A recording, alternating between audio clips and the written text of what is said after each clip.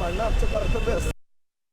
शांततेत मोर्चा काढणार होते, मात्र एकीकडे व्यापाऱ्यांना मोर्चा काढू नाही, देतात. बघा- कुठेतरी तुम्ही या संदर्भात बघा, व्यापाऱ्यांना ज्या पद्धतीनं मोर्चा काढू दिला तशाच पद्धतीनं मराठी हा मोर्चाचं आयोजन केलं होतं. त्यामध्ये मग मनसे उबाटाची लोक घुसली ती गोष्ट नंतरची आहे, परंतु व्यापाऱ्याने एक नाही आणि मराठी लोकांना एक नाही असं पोलिसांची जी भूमिका आहे ती दुटप्पी आहे. मी माननीय मुख्यमंत्र्यांकडे त्याबाबतची तक्रार केलेली आहे. DCP प्रकाश जाधव यांनी घेतलेल्या चुकीच्या भूमिकेमुळे शहरामध्ये हे वातावरण गढूळ झालेलं होतं.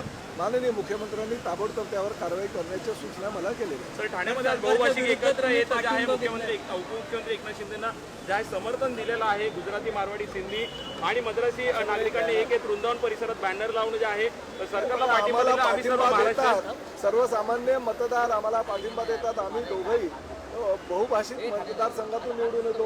गेल्या निवडणुकीला मी 83,000 मताधिक्याने निवडून आलो होतो. ह्या निवडणुकीला मी जवळजवळ 1,08,000 मतांना निवडून आलो. त्यामुळे बहुभाषिक असलेल्या या मतदारसंघात निश्चितपणे एकनाथ शिंदे साहेब, प्रताप सरनाईक यांना मतांच्या माध्यमातून लोकांनी आशीर्वाद दिलेला आणि त्यांचं काम करणं आम्ही आमचं कर्तव्य समजतो. आगामी महापालिका निवडणुका काळात मराठी मुद्दा की विकासाचा मुद्दा कसा? नाही, विकासाचा मुद्दा घेऊनच आम्ही करणार, परंतु मी मराठी असल्याचा मला अभिमान आहे. मी जन्मतः मराठी आहे. मी शेवटपर्यंत चितेवर जाईपर्यंत मराठी असणार आहे. त्यामुळे मराठी हा माझा आत्मा आहे.